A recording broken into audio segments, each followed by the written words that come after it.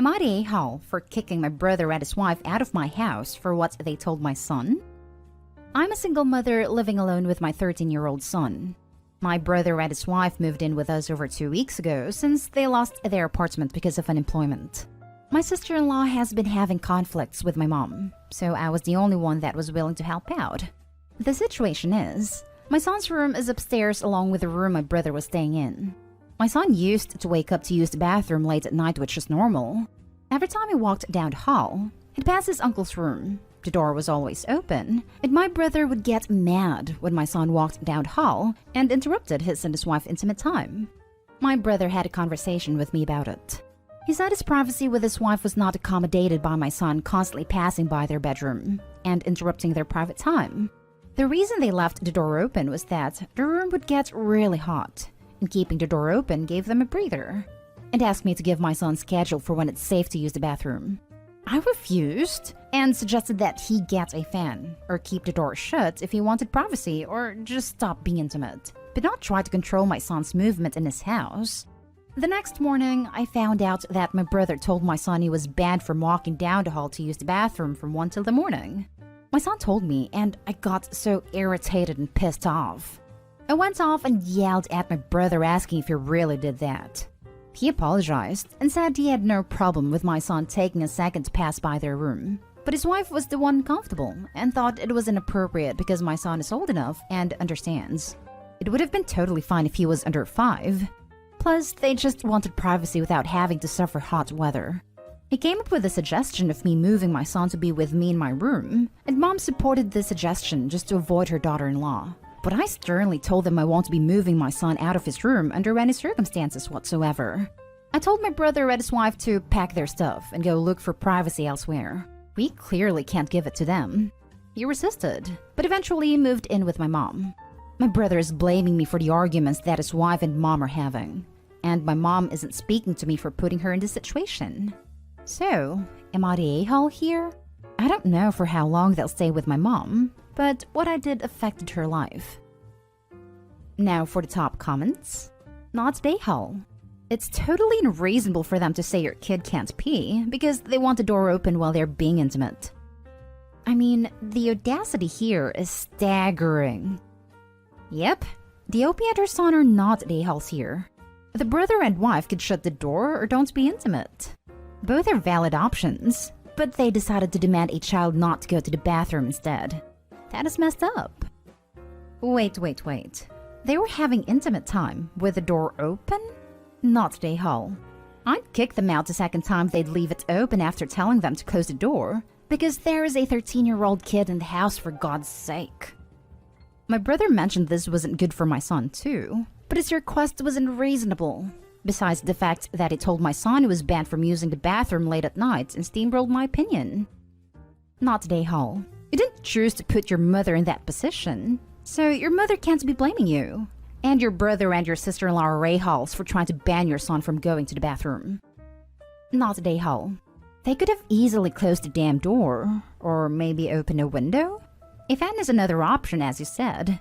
There were many ways in which to make this work for everyone, with them having the door closed. They just needed to be catered to. You know, while you were bending over backwards to help them by letting them stay with you. There was zero reason to move your son's room, and zero reason he would have to change his habits here because of them. They're by far the a-holes. Now for the next story. Am I the a-hole for not giving my girlfriend equity of my condo? My girlfriend and I have lived together since August 2019 in a rental condo. My income is $320,000 and hers $37,000, and we split our monthly rent of $2,300 so that I pay $1,600 and she pays $700. I pay for our internet costs of $100 a month, and we have no other shared utilities since the unit has heating/water included. My girlfriend works about 30 to 35 hours per week at a job that I got her through my connections, and I work between 60 to 100 hours per week working 2 jobs. As a side effect of this, she takes care of most of the household tasks and cooks most of our meals. She spends about 1.5 hours per day doing household chores and cooking. Now, I've recently purchased a condo with money that I pulled together during the last year or so. Sadly, COVID keeping us at home lets me save up a decent down payment. I also was able to buy a car last year to help us get around safely during the pandemic. We also used that car to teach my girlfriend how to drive. The condo I bought was $970,000. It is in one of the most desirable neighborhoods in our city, and it's a 1,050 square foot, 2-bedroom plus den, 2-bathroom unit. An upgrade from our current rental unit that is about 750 square feet, which is a 1 plus den with 2 bathrooms. The monthly cost for my new condo will be $4,350, mortgage plus maintenance fee. My girlfriend and I plan to move into my new condo on July 1st when I close. My girlfriend had insisted on paying rent in the new place since she knows the cost for me will be much higher than our current living situation. We agreed she could pay $700 a month so that her costs don't change from our current rent. My girlfriend didn't help with the down payment, and she isn't on the mortgage or the title. I had a family lawyer put together a cohabitation agreement to ensure that the condo would remain mine alone. Now, my girlfriend is saying that she thinks she deserves some equity in the property based on the rent that she would pay. It doesn't make sense to me. She pays rent now to our landlords and doesn't expect any ownership or equity, so why would I agree to give her equity in a condo that I own? Am I being an a-hole here? Edit. Adding a few additional details. 1. We agreed that in 3 to 4 years, we would buy a detached home together when she's had time to save up money to contribute to the down payment, and we would jointly own that property together, proportionally. 2. Our city is so expensive that she cannot buy property on her income anywhere, not even within a 3-hour drive of the city. 3. If single, she would be paying $1,600 for rent for her own place, or $1,000 for a room somewhere normal. For $700 a month, she could only get a room in a sketchy area with multiple roommates. 4. We will likely get married in 2 to 3 years or so. 5. She chooses not to get a better job with a higher income, because her current job is very relaxed. She regularly watches movies or takes naps while she's on the clock for work, and so she doesn't want to get a different job that pays more because she's concerned she will have to actually work the hours that are expected. 6. The cohabitation agreement also includes a goodwill payment clause that would give her $10,000 per year we are together, to a limit of $100,000 at 10 years. This way, she would not be left with nothing if our relationship ended. Not day haul. That's not how rent works. Seriously, she's choosing to not take a better paying job to contribute to their expenses/rent, and she's getting a fantastic rent deal. She's getting greedy, to be honest. I don't think you're an a-hole. If you were engaged, I'd probably have a slightly different opinion. However, instead of charging her rent, why don't you have her in charge of living expenses like cable, internet, water, heat, groceries? That way, she isn't actually paying you to live at your place, but she does have financial responsibilities for her living arrangements. I guess it might be around $700 per month, and if it's significantly less, maybe add in the HOA? Given the difference in their pay, $700 is pretty damn high for her as it is. I don't love the cost split here. Equity is best left for marriage, and if that's on the table, they should seriously talk about this. I agree it would be cleaner if she paid a bill or two rather than rent. There is a sometimes fine line and sometimes very broad line between differently paid partners, both contributing and one making a profit off the other. The one who makes significantly more should be careful not to do that. Not day haul. I can't imagine demanding equity in something my partner is buying with his own money. That's not how rent works. If she's insisting on paying rent, it's rent. It's not her paying part of the mortgage. If/when you two get married, revisit it of course. But holy crap. Not day haul. 100% agree with you. I'd explain to her she's renting from you now, instead of a landlord.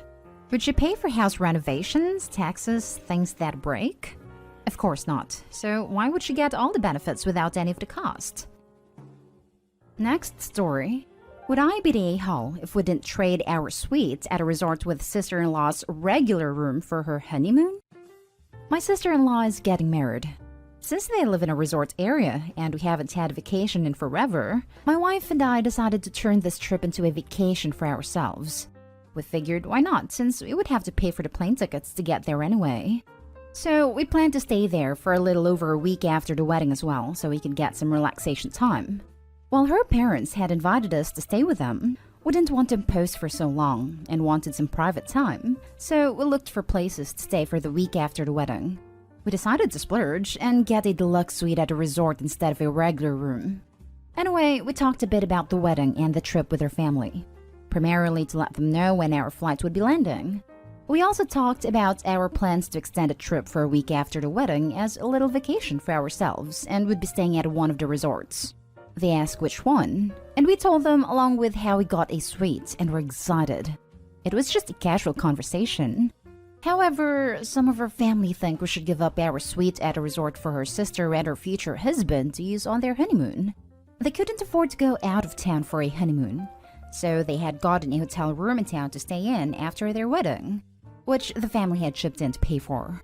However, the place they have booked is more of a regular hotel with a regular hotel room. It really isn't as nice as ours. Everyone is thinking that it is unfair that we will be staying someplace so much nicer than them when we already had a nice honeymoon, and that we are purposely trying to make the couple feel bad about it. Now for the top comments. Not today, Hall. Tell the person who is complaining to pay for the bride and groom's new room. That would shut them up. Her whole family is insinuating this, and they already all pitched in to pay for the hotel room they have booked. If it's such a great concern for them, they all can pitch in more. Not today, Hull. You're already spending money in flying there. The accommodations, and presumably a gift. It's not your responsibility to provide more, and anyone who is pressuring you is way out of line. The people who think you should give up your suite should either 1. Chip in more money to get them a suite, or 2. Shut the hell up. Either way, problem solved. Why should you guys fund their suite by yourselves when it's other people think they should get a nicer room? They should do both at the same time. Shut the hell up, chip in, and stop bugging Opie. Not today, Hull. You booked a vacation for yourselves. It isn't your fault that sister-in-law and her husband can't afford to take a honeymoon. It isn't your fault that they couldn't get a nicer hotel room at home either. I don't think you were under any obligation to trade rooms with them. And shame on the other family members for guilting you into it for having more disposable income. Now for the last story. Am I the a-hole for choosing to house my ex-wife instead of my sister? I'm 26 male, sort of caught in this, and I'm not sure if I'm the a-hole. My ex and I married right out of high school. We were pressured because she was pregnant with our daughter. It was a pretty toxic marriage, and we were not mature enough for it at all. We split up before my daughter was 2 and have been better co-parents since. Our daughter's 8 now, and things are great. We co-parent well, respect each other, and more civil than we were ever as a couple. When this whole pandemic happened, we were really struggling. My ex wasn't working the same hours, and we literally were losing money paying for a sitter to watch our daughters since they switched to doing school online. We came up with a solution for my ex to move into my apartment. This was to help each other out. Splitting the rent and bills was a lot easier than us doing it on our own. And since she was working certain hours, she could be home watching our daughters, so we wouldn't spend so much on childcare. It just worked. It's been this way for months, and likely keep it like this until my daughter starts going to school full-time again, and my ex finds better work. My twin sister is in the middle of getting a bad divorce with her husband. The bastard was caught cheating on her. She doesn't have anywhere to stay that's close except for me. But my sister really hates my ex. She's hated her since high school, and I found out that was because she at one time caught a boyfriend of hers with my ex-wife. And then to top it off, she hated all the cheating ex-wife did while we were married. I will say though, we were both constantly cheating throughout our marriage. Neither of us were saints, and I'm glad that we've matured a lot since then for our daughter's sake. My sister knows I also cheated on my ex a lot, but she only acknowledges what ex did during the marriage. And I'm sure it's because it ties into what happened in high school. Still, I offered to let my sister stay, but warned she's gonna have to be used to my ex's presence and be civil in front of my daughter. My ex doesn't care if my sister stays here. She knows the situation, and it's not like she holds anything against my sister's feelings. But my sister absolutely refuses to stay here unless my ex leaves. It's what she's pressuring me to do now because I should understand the feelings this brings up. And yeah, I do.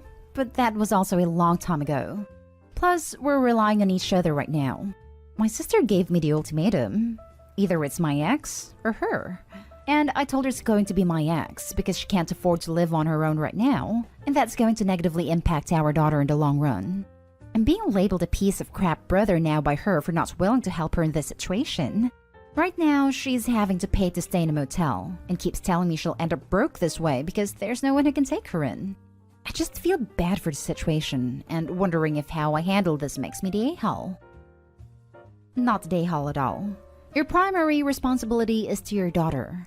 Supporting her and providing her with a safe and loving living situation is literally a non-negotiable. Providing housing for your sister is just a nice thing to do, and you're even willing to do it. Your sister just wants you to be a piece of crap father by tossing eggs, and I guess the daughter, out. She's very entitled. No, not my daughter. My sister adores her. The issues are only with my ex-wife. Yeah, but it sounds like your sister, her aunt, isn't actually caring for her by refusing to be reasonable/respectable to her niece's mom. It's actually pretty terrible that she's refusing to put your daughter's well-being above her own. I really hope you understand that this isn't a jab, OP. It's a fact. Your sister doesn't respect your daughter's need for her mother to also be safe and stable. It seems like your sister would rather your daughter not have her mother around than her have to find new accommodations. Not a-hole. You're housing the mother for your child, and your sister wants you to kick her out. Even though you aren't married, you're always going to be a part of each other's lives. Your sister is also conveniently choosing to ignore the fact that you cheated, so that she has a reason to not like your ex-wife. Your sister's not acting like an adult here. She has no say in who gets to live at your house. You're even offering to let her live at your house if she can just behave. She's choosing to stay at the motel. She's choosing to spend that money. Not a-hole. You offered to help your sister out. She just doesn't like the terms. I guess she doesn't need a place to stay that badly. She is a serious a-hole for making you choose. It is awesome that you and your ex have worked out a system that really benefits your daughter. Good job making her your #1 priority. Like, I wish it didn't have to be choice. I get right now she's in a really bad spot and I want to help. I can't financially, so this would have been the only way to be able to. I'm glad we did too. It's taken off a ton of stress and my daughter's enjoying it.